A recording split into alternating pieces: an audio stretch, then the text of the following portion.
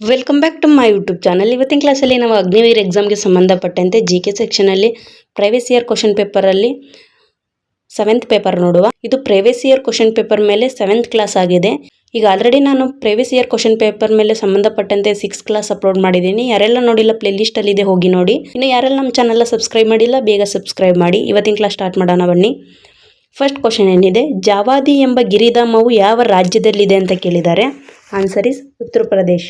ಇನ್ನು ಎರಡನೇ ಕ್ವಶನ್ ಏನಿದೆ, ಈ ಕೆಳಗಿನ ಯಾವ ಜಿಲ್ಲೆ ಭಾರತದ ಅಂತಾರಾಷ್ಟ್ರೀಯ ಗಡಿಯಲ್ಲಿದೆ ಅಂತ ಕೇಳಿದ್ದಾರೆ. ಆನ್ಸರ್ ಇಸ್ ಸಿಸ್ರಾ. ಇನ್ನು ಮೂರನೇ ಕ್ವಶನ್ ಏನಿದೆ, ಟೋಡಾ ಜನಾಂಗೀಯ ಜನರು ಡ್ಯಾಶ್ನಲ್ಲಿ ಕಂಡು ಬರುತ್ತಾರೆ ಅಂತ ಕೇಳಿದ್ದಾರೆ. Answer is Tamil Nadu. ಇನ್ನು ನಾಲ್ಕನೇ ಕ್ವಶನ್ ಏನಿದೆ, ದ್ವಿಲಾರ ದೇವಾಲಯಗಳು ಯಾವ ಧರ್ಮದೊಂದಿಗೆ ಸಂಬಂಧ ಹೊಂದಿದೆ ಅಂತ ಕೇಳಿದ್ದಾರೆ. ಆನ್ಸರ್ ಇಸ್ ಜೈನ ಧರ್ಮ. ಇನ್ನು ನೆಕ್ಸ್ಟ್ ಐದನೇ ಕ್ವಶನ್ ಏನಿದೆ, ಗಂಗಾ ಮತ್ತು ಬ್ರಹ್ಮಪುತ್ರದ ಜಂಟಿ ನದಿ ಅಂತ ಕೇಳಿದ್ದಾರೆ. ಆನ್ಸರ್ ಇಸ್ ಮೇಘನಾ.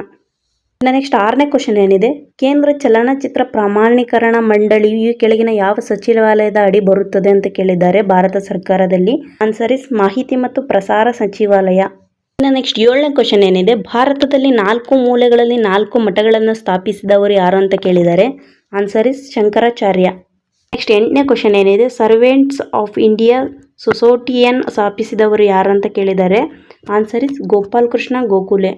ಇನ್ನು ನೆಕ್ಸ್ಟ್ 10ನೇ ಕ್ವಶನ್ ಏನಿದೆ, LOCನ ಪೂರ್ಣ ರೂಪ ಯಾವುದಂತ ಕೇಳಿದ್ದಾರೆ. ಆನ್ಸರ್ ಇಸ್ ನಿಯಂತ್ರಣ ರೇಖೆ. ಇನ್ನು 11ನೇ ಕ್ವಶನ್ ಏನಿದೆ, ಪ್ರದೀಪ್ ಕುಮಾರ್ ಬ್ಯಾನರ್ಜಿ ಯಾವ ಕ್ರೀಡೆಗೆ ಸಂಬಂಧಿಸಿದ್ದಾರೆ ಅಂತ ಕೇಳಿದ್ದಾರೆ. Answer is football. ಇನ್ನು ನೆಕ್ಸ್ಟ್ 12ನೇ ಕ್ವಶನ್ ಏನಿದೆ, ಹಸಿರು ಕ್ರಾಂತಿಯ ಪಿತಾಮಹ ಎಂದು ಯಾರನ್ನು ಕರೆಯಲಾಗುತ್ತದೆ ಅಂತ ಕೇಳಿದ್ದಾರೆ. Answer is doctor Swaminathan. ಇನ್ನು ನೆಕ್ಸ್ಟ್ ಅಗ್ನಿವೀರ್ ಎಕ್ಸಾಮಲ್ಲಿ ಜಿ ಕೆ ಸೆಕ್ಷನಲ್ಲಿ ಕ್ವಶನ್ ಹೆವಿ ರಿಪೀಟ್ ಆಗಿದೆ.